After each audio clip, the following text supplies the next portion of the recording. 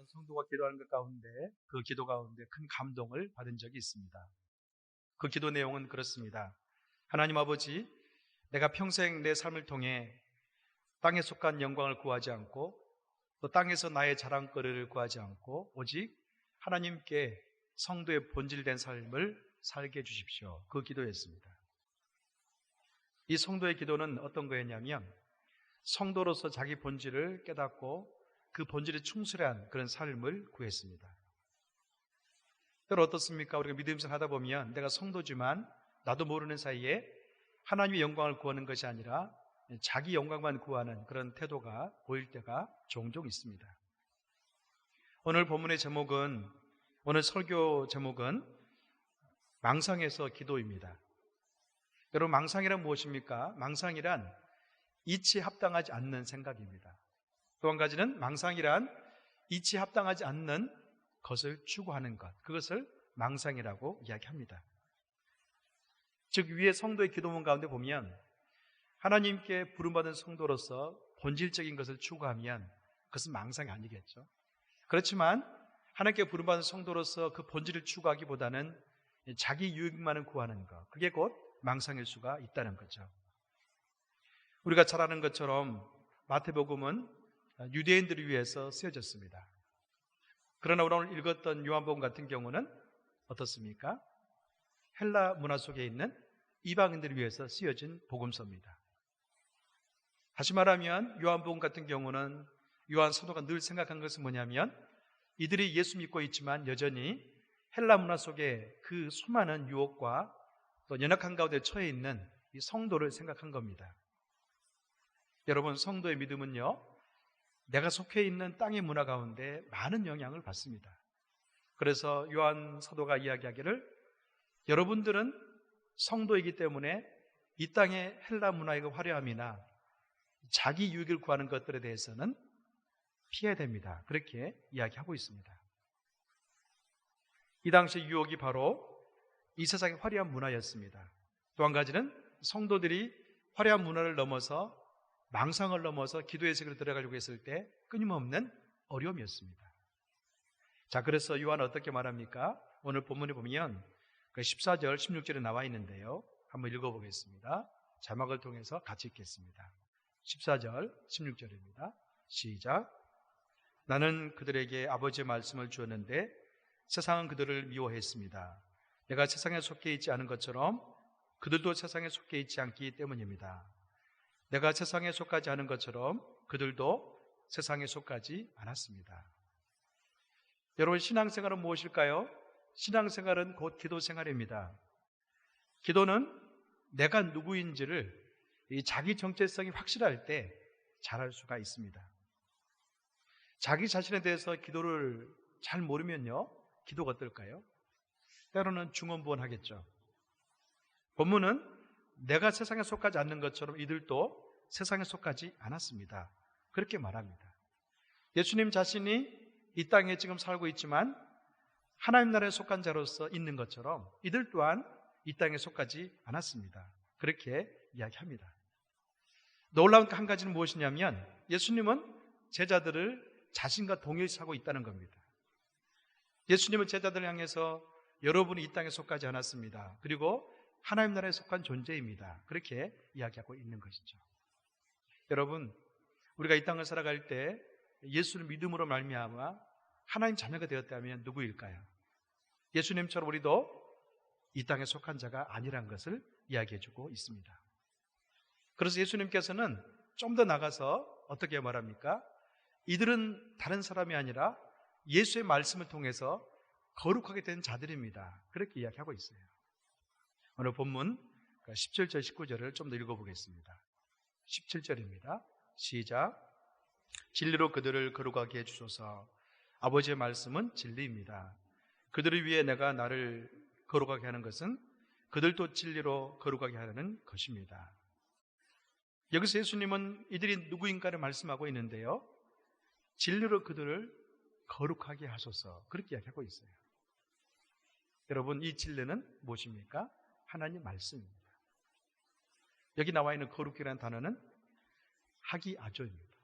이것은 뭐냐면 구약에 나올 때 그 선지자를 거룩하여서 구별해 세운다. 그 단어예요. 구약에 보면 아론과 그 제사장의 무리가 있습니다. 자, 그때 어떻습니까? 그들을 세울 때 한 가지 행동이 있었죠. 거룩하게 구별해서 세웠습니다. 바로 이 단어가 아기야죠. 그 단어와 똑같습니다. 다시 말하면 지금 여기 오늘 본문에 나와 있는 성도는, 제자는 다른 사람이 아니라 하나님 말씀을 통해서 거룩하게 구별된 그런 존재라는 것입니다. 요한복음 11장 같은 경우는 망상에서 기도로 이어지려고 했을 때 가장 중요한 것을 가르쳐주고 있는데요. 그것은 뭐냐면 내가 누구인가를 가르쳐주고 있습니다. 여러분, 신앙생활은 곧 기도생활입니다. 기도한다는 것은 하나님 앞에 내가 서는 것입니다. 여러분, 기도의 패턴 가운데 우리가 때로는 그런 기도가 있습니다. 어떤 기도입니까? 많이 했던 기도 패턴인데요. 내가 기도하려고 했을 때 기도 제목을 일목요연하게 다 적어 놓습니다. 또 한 가지는 내가 기도할 때 어떤 철야를 간다든지 새벽 기도를 기도할 때 어떤 목적을 정해놓고 기도할 때가 종종 있어요. 가령 내가 형제를 구합니다. 하나님, 나에게 이런 형제를 주십시오. 기도 제목이 몇 가지가 있어요. 또 자매를 구할 때 어떻습니까? 그 자매를 구할 때도 이미 기도 제목이 다 있어요. 또 때로는 우리 자녀를 위해서 기도하는데 철야 가서 기도할 때도 이미 자녀를 향한 기도 제목이 내게 정해져 있어요. 하나님, 이런 대학, 이런 직장, 이런 곳에 가게 해주세요. 그렇게 기도해요. 또 때로는 자녀들이 기도할 때도 부모를 향해 기도하는데 이 부모의 발전상이 다 내 마음속에 있어요. 때로는 그런 것들이 어떻습니까? 내가 예수 이름으로 구하지만 망상적인 기도가 될 수 있다는 겁니다. 기도의 본질은 무엇입니까? 하나님의 뜻을 구하는 겁니다. 내가 하나님 안에 있을 때 드려주는 기도, 그것은 곧 주의 영광을 위한 기도입니다. 여러분, 우리가 망상에서 기도로 가려고 했을 때 가장 필요한 게 무엇입니까? 세 가지가 필요합니다. 첫 번째는요, 영적인 훈련이 있을 때 우리는 진정한 기도의 삶을 살아갈 수가 있습니다. 우리가 잘 알고 있는 그 유행가 가사 가운데 그런 노래가 있죠. 시인가 촌장이 작사한 가시나무새라는 노래가 있습니다. 그 유명한 조성모 씨가 불러서 아주 히트친 노래인데요. 이 곡의 가사를 보면 그렇게 되어 있습니다. 철저하게 자기 내면 안에 자신의 욕망으로 가득 차 있는 것을 노래합니다. 마음을 새롭게 하려고 하지만 이 마음이 더 이상 움직이지 않습니다. 왜 그럴까요? 내 마음이 너무나 나로 가득 차 있고 세상의 욕망으로 가득 차 있어요. 어찌할 수 없다는 탄식이 이 안에 있습니다. 자, 가사를 한번 볼까요? 제가 한번 읽어드리겠습니다. 내 속엔 내가 너무도 많아 당신이 쉴 곳 없네. 내 속엔 헛된 바람들로 당신이 편할 곳 없네. 내 속엔 내가 어쩔 수 없는 어둠, 당신의 쉴 자리를 뺏고, 내 속엔 내가 이길 수 없는 슬픔, 무성한 가시나무 숲 같네. 바람만 불면 그 메마른 가지에 서서 부대끼며 울어대고, 쉴 곳을 찾아 지쳐 날아온 어린 새들도 가시에 찔려 날아가고, 바람만 불면 외롭고 또 괴로워 슬픈 노래를 부르던 날이 많았는데 내 속엔 내가 너무도 많아 당신이 쉴 곳 없네. 여러분, 이 시인가 촌장이 작사할 때 마음이 어땠을까요? 이 곡을 보면요, 공간이 있는데 이 공간 안에 자기로 가득 차 있습니다. 또 가시로 가득 차 있어서 어린 새가 날아오지만 더 이상 상처를 받고 또 떠난다, 그렇게 이야기합니다. 이렇게 인간의 이기심이 가득 차 있으면요, 그 마음에서 나오는 기도는 어떤 걸까요? 망상의 기도입니다. 요한복음 4장에 보면 한 여인의 이야기가 나오죠. 그러니까 수가성 여인의 이야기가 나옵니다. 이 여인은 아무도 없을 때 물을 기르기 위해서 그 물가에 갔습니다. 그곳에서 예수님을 만났습니다. 그런데 예수님께서 여인에게 무엇이라고 말씀합니까? 내게 물을 좀 달라, 그렇게 말씀하죠. 여인은 깜짝 놀랐습니다. 선생님, 어떻게 나에게 물을 달라고 하십니까? 내가 누구인지 알지 않습니까? 그렇게 말씀하죠. 자, 그때 예수님께서는요, 이 여인에게 물을 달라는 것은 단순한 육적인 물을 원하는 게 아니었어요. 이를 통해서, 이 메타포, 비유를 통해서 예수님께서는 이 여인에게 진정으로 필요한 것이 무엇인가를 보여주기 위해서 물을 달라고 했던 겁니다. 요한복음 4장 13절 14절에 그런 말씀이 있습니다. 예수님께서 여인에게 주려고 했던 물이었습니다. 함께 읽어보겠습니다. 시작. 예수께서 대답하셨습니다. 이 물을 마시는 사람마다 다 목마를 것이다.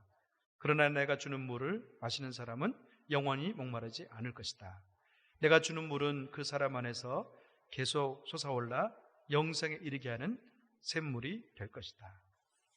여러분, 영적 훈련은 무엇일까요? 영적 훈련은 헬리나 원이 그렇게 말했습니다. 마음속에 하나님의 공간을 만드는 것이다. 다시 말하면 이 가시나무새 이 가사나 또 이 여인이 갖고 있는 마음은 어떤 마음입니까?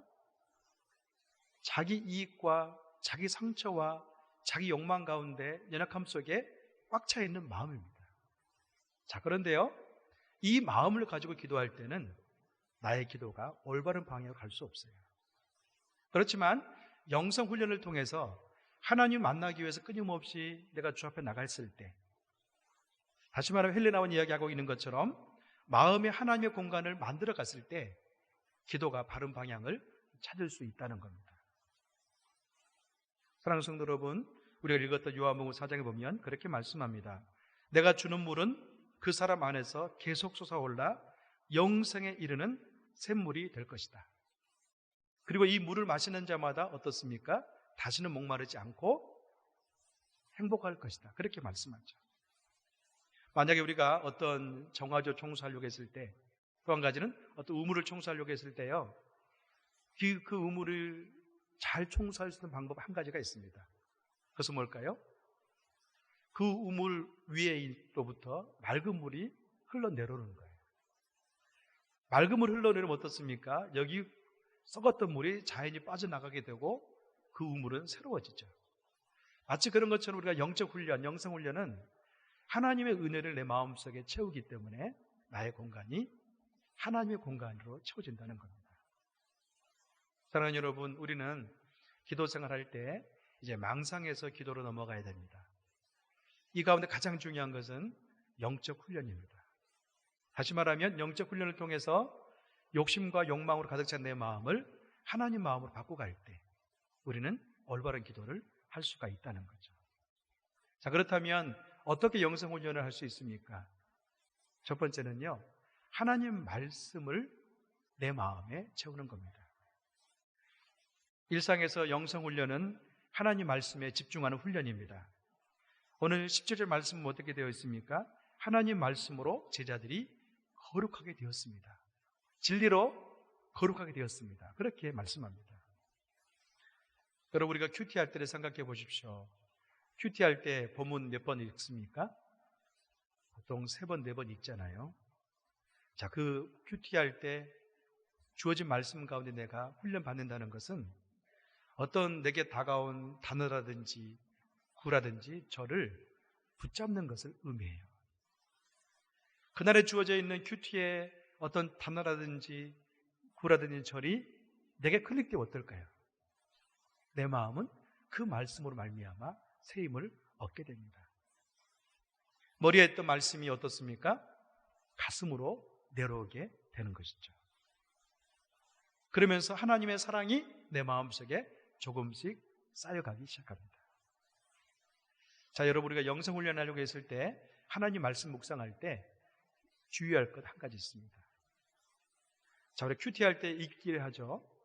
큐티를 통해 우리 영성 훈련을 받을 수가 있는데 중요한 것은 뭐냐면 읽기를 할 때 2가지 방법 가운데 영적인 방법을 선택해야 됩니다.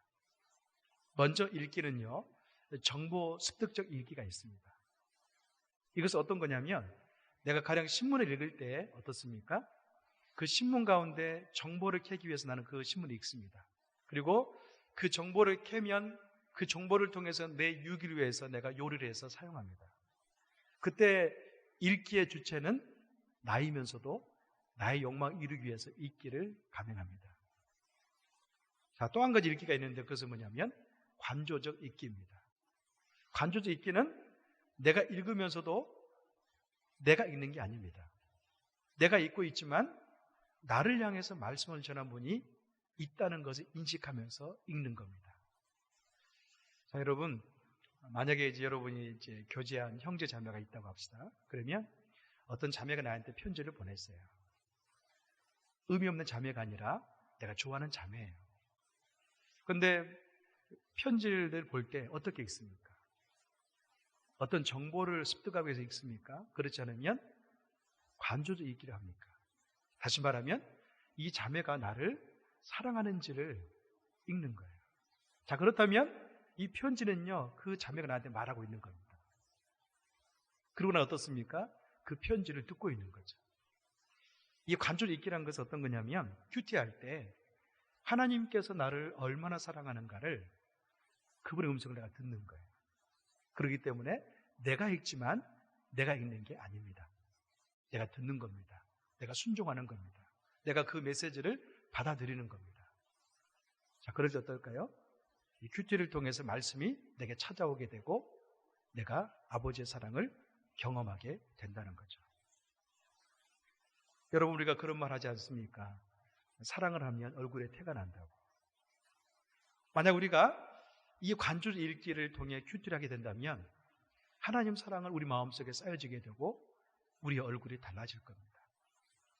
근심과 걱정과 염려 가운데 늘 쫓기듯 그런 얼굴이 아니라 하나님 아버지의 사랑을 받으면서 그 안에 평안 가운데 있는 그런 얼굴. 여러분, 에베소서 3장 17절 말씀을 기억하십니까? 사도 바울은 에베소 교회를 향해서 편지 쓸 때 에베소 3장 17절 가운데 그렇게 말씀합니다. 여러분은 믿음 가운데 그리스도가 여러분 마음 가운데 계시게 하십시오. 그러면 그리스도의 사랑이 여러분 마음 가운데 찾아오셔서 그분의 사랑의 깊이와 넓이와 길이가 얼마나 위대한지를, 큰지를 경험하게 될 것입니다. 그렇게 말씀해요. 마치 그런 것처럼 우리가 하나님 말씀으로 나를 영적 훈련해 나간다는 것은 그 말씀 안에 있는 하나님 사랑을 내가 먹는 것을 의미합니다.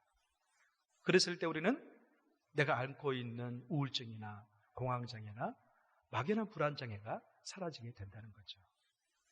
자, 두 번째, 우리가 망상에서 기도로 이어주려고 했을 때 또 한 가지 훈련 방법이 있는데 그것은 바로 기도입니다. 여러분, 기도 우리 많이 하고 있죠. 근데요, 영적 훈련에서는 기도 가운데 가장 중요한 포인트가 있어요. 그래서 뭘까요? 꾸준함입니다. 지속성입니다. 누가 기도하지 않겠습니까? 다 기도하죠. 그렇지만 지속성이 확보되지 않는 기도는 감동이 별로 많지 않습니다. 사도행전 3장에 보면 베드로와 요한이 제9시가 되면 늘 성전에 올라가서 기도하는 그런 패턴을 가지고 있었습니다. 자, 그런데 어떻습니까? 이 기도의 패턴을 알고 있었던 안진뱅이가 가서 구걸하죠. 그때 그들은 영적인 능력으로 그를 일으킵니다. 다시 말하면 꾸준한 기도, 지속성이 있는 규칙의 기도는 어떨까요? 우리 인생 가운데 능력을 낳게 합니다. 여러분, 매일 삶 속에 규칙적으로 시간을 정해놓고 기도하는 시간이 꼭 있기를 바랍니다. 자, 그랬을 때 우리는 나의 기도가 깊어질 수가 있고 그 규칙적인 기도를 통해서 내가 하나님을 이해함으로 말미암아 망상에서 기도가 옮겨질 수가 있다는 거죠. 영성훈련에서 가장 중요한 것은 뭐냐면 기도의 지속성입니다. 일반적으로 교회가 시간을 정해놓고 기도하는 그런 교회들이 많더라고요. 어떤 교회 같은 경우는 저녁 8시간 되면 또 9시가 되면 10시가 되면 다 기도합니다. 자, 그랬을 때 우리에게 어떤 그 효과가 나타날까요? 그 시간이면 그 교회 성도들이 일제히 장소는 다르지만 기도함으로 말미암아 한 교회의 믿음의 공동체가 영성이 깊어지고 하나가 될 수 있어요. 그리고 그 교회가 추구하는 것들을 성취해 나갈 수가 있어요. 마치 그런 것처럼 우리 한마음 우리 금요 회복예배 같은 경우도요, 서로 이렇게 금요일마다 매번 모여서 하나님 예배하고 또 기도하는 것은 굉장히 중요해요. 왜 그럴까요? 이 시간을 통해서 우리가 동일하게 추구하는 목적이 성취될 수 있기 때문에 그렇습니다. 저는 여러분에게 한 가지 기도를 꼭 일생 동안 드리기를 추천한 게 있는데요. 그것은 바로 새벽 기도입니다. 여러분 많이 바쁘시죠? 많이 바쁘기도 하시고 새벽 기도 생각하면 몸이 또 연약한 것 같기도 하고 그랬습니다. 그러나 한국교회가 정말 세계적인 영향력 있는 교회로 세워줄 수 있었던 것은 새벽 기도였습니다.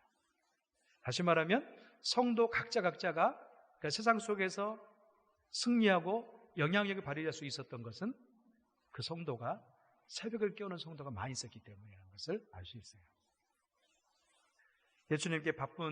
예수님께서도 바쁜 공생애를 보냈지만 그의 사역이 거룩하고 그의 사역이 완성될 수 있었던 것은 딱 한 가지 비결이 있었기 때문에 그렇습니다.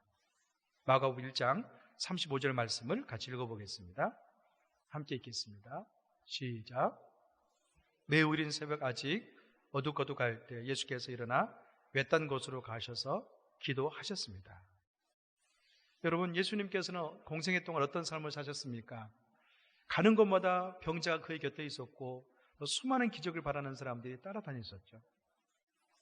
어찌 보면 정말 우리말로 이야기하면 눈코 뜰 새 없이 바쁜 그런 인생을 살았습니다. 자, 그런데요, 자기 삶을 거룩하게 구별하고 하나님 아버지 영광을 드러내기 위해서 그의 인생 가운데 하나의 패턴이 있었어요. 그것은 뭐냐면 기도하는 습관이었습니다. 매우 이른 새벽 아직 어둑어둑할 때 예수께서 일어나 외딴 곳에 가셔서 기도하셨다. 패턴이 뭡니까? 새벽입니다. 조용한 시간이죠. 한적한 곳입니다. 인적이 드문 곳입니다. 그곳에서 무엇을 했습니까? 하나님을 바라보는 기도를 했습니다.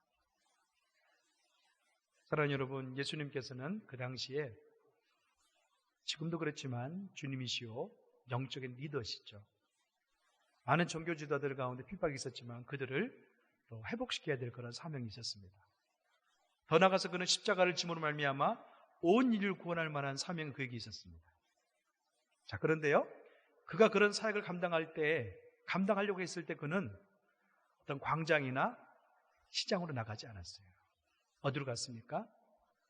한적한 곳에 가서 주님을 바라보는 독대의 장소로 갔습니다. 우리가 이 땅을 살아갈 때 믿음 안에서 영적인 승리를 거두고 하나님 사람으로 열매를 맺기 위해서는요, 어찌 보면 내가 영향을 미칠 수 있는 그 열려있는 장소로 가기보다는 아무도 없을지라도 기도하는 그 장소가 우리에게 승리를 가져다 준다는 거죠. 지금도 많은 사람들이 나는 선한 영향력을 미쳐야 된다는 영적인 리더라는 것을 인식하고 살아갑니다. 그러나 정작 어떻게 선한 영향을 미칠까 했을 때 그냥 내가 영향을 미칠 만한 그 장소로 뛰어가는 사람이 너무나 많아요. 그러나 실상은 그 전에 어떤 장소가 필요하다고요? 주님과 독대하는 기도의 장소가 필요합니다. 왜 그럴까요? 주님과 먼저 독대하는 장소 가운데 기도를 충만하게 하는 사람은요, 그 영향력을 미칠 수 있는 장소에 가서 하나님의 방법으로 성령을 통해서 일하기 때문에 그렇습니다. 이렇게 하나님 앞에서 독대한 성도에게 어떤 일이 일어날까요? 생각해 보세요. 어두운 불빛이 있을 때는 내가 보이지 않죠, 내가 잘. 그렇지만 밝은 빛 가운데 가면 갈수록 어떻습니까? 나의 내면이 더 잘 보입니다. 여러분, 그래서요, 우리가 영적 훈련을 통해서 주님께 가까이 더 나간 사람은 철저하게 자기의 죄를 고백하고 회개할 줄 아는 그런 사람이 됩니다. 그렇지 않은 능력은 곧 거룩함입니다. 다시 말하면 이 거룩함은 주님과 가까이 갔을 때 내가 찾아낼 수 있는 것입니다. 초대교회에 성 안톤이라는 이 수사가 교부가 있었습니다. 그는 로마가 기독교를 핍박하는 것을 멈추고 이제 기독교가 이제 공인화되었을 때 그는 영적인 리더로서 영향을 미쳐야 될 그런 존재에 있었지만 그는 시장과 광장으로 나가지 않았습니다. 그리고 그 행동은요, 이집트 사막으로 나갔어요.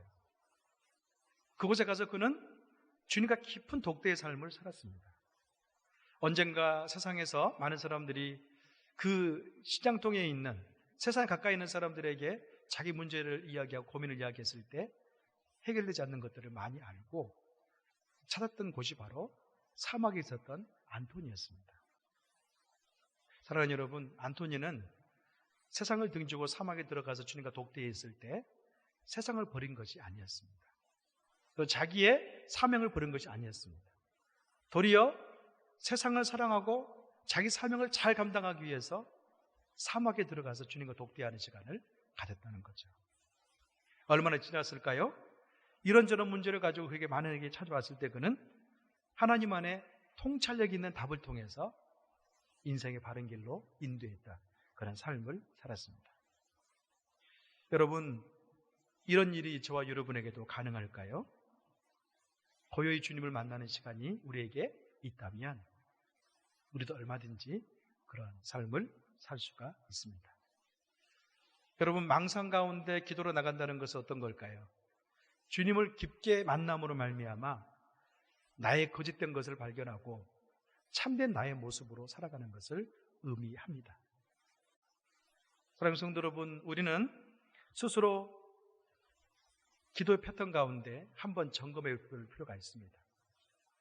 제가 여러분에게 기도를 열심히 하시되 한 가지 주의를 시켜드리고 싶은 것은 기도의 목록을 적어놓고 기도하기보다는 먼저 주님의 뜻을 구하고 적더라도 적으라는 것입니다. 또 한 가지는 어떤 목적을 향해서 내가 어떤 그 철학이라든지 새벽기도 하기보다는 먼저 하나님 말씀을 보고 난 다음에 나를 바라보고 문제를 바라보면서 기도하라는 것을 권면드리고 싶습니다. 성도가 성장한다는 것은 다른 것이 아닙니다. 기도가 성숙되어진다는 것을 의미합니다. 마치 다메섹 도상에서 사울이 예수를 만났을 때 어떻습니까? 그 눈에서 비닐이 벗겨졌습니다. 마치 그런 것처럼 우리가 주님을 깊게 체험하고 나면 사울에게 비닐이 벗겨졌던 것처럼 우리에게도 망상이 벗겨집니다. 올바로 주님을 보면서 그때부터는 우리의 기도가 진정한 기도가 되고 아버지의 영광을 구하는 그런 기도가 됩니다. 이렇게 망상에서 벗어나 주님과 친밀한 관계를 맺고 있는 성도들에게 하나님께서 주는 귀한 복이 있습니다. 그 복은 바로 베드로가 이야기하고 있어요. 베드로전서 4장 11절의 말씀 보면 그렇게 말합니다. 누구든지 말을 하려거든 하나님 말씀을 하는 것처럼 하고 누구든지 봉사를 하려거든 하나님이 주신 힘으로 하는 것처럼 할 것이다. 그렇게 말해요. 자, 무엇을 말씀하고 있습니까? 우리가 하나님 안에서 주님과 더불어서 일치된 삶을 살았을 때 우리의 언어가 어떻습니까? 하나님의 언어가 된다고 이야기하고 있어요. 자, 생각해 보세요. 우리의 언어가, 우리의 말이 하나님 말씀을 대변하고 있어요. 자, 그러면 그 언어가 얼마나 파워풀하겠습니까? 만약 그런 사람이 어떤 환우를 돌보거나 순장을 한다면 그 순원이나 환우는 하나님의 사랑을 느끼게 될 것입니다. 만약 우리가 주님과 더불어 일치된 그런 삶을 살면서 주가 주신 힘을 통해서 봉사한다면 그분이 봉사하는 곳에는요 더 이상 분열이나 싸움이 일어나지 않을 것입니다. 교회에서 종종 봉사할 때 싸움이 일어나고 분열이 일어나는 것은 하나님의 힘이 아니라 내 의와 내 힘을 하기 때문에 그렇습니다. 이처럼 우리가 주님과 친밀한 삶 속에 일어나는 기도의 삶을 통해서는 얼마든지 아버지의 영광을 드러내는 그런 열매를 맺어갈 수가 있습니다. 사랑하는 성도 여러분, 이 밤 우리가 하나님 아버지를 깊게 경험할 수 있는 그런 순간이 되기를 바랍니다. 만약 우리가 아직까지도 세상에 바라보는 것 가운데 나의 기도의 출발점이 있다, 그러면 우리 자신들을 점검해 볼 필요가 있습니다. 물론 하나님은요 사랑이기 때문에 내가 세상에서 추구하는 그 관점에서 기도한다 할지라도 그분은 우리의 기도를 들으시고 응답해 주실 겁니다. 그렇지만 내면의 깊은 평화와 안정은 주어지지 않아요. 그것은 주님과 일치를 이뤘을 때 주어지는 것입니다. 예수님께서 부활하신 후에 제자들에게 주기 원했던 것은 무엇이었습니까? 너희에게 평안이 있느냐, 그거였어요. 다시 말하면 너희는 나와 일치되어 있느냐, 그 메시지입니다. 우리가 주님과 일치된 삶을 살아간다면 우리는 자연스럽게 망상이 벗어나 기도의 세계로 들어가게 될 것입니다. 그런 성숙함이 저와 여러분의 있기를 주님의 이름으로 축원합니다.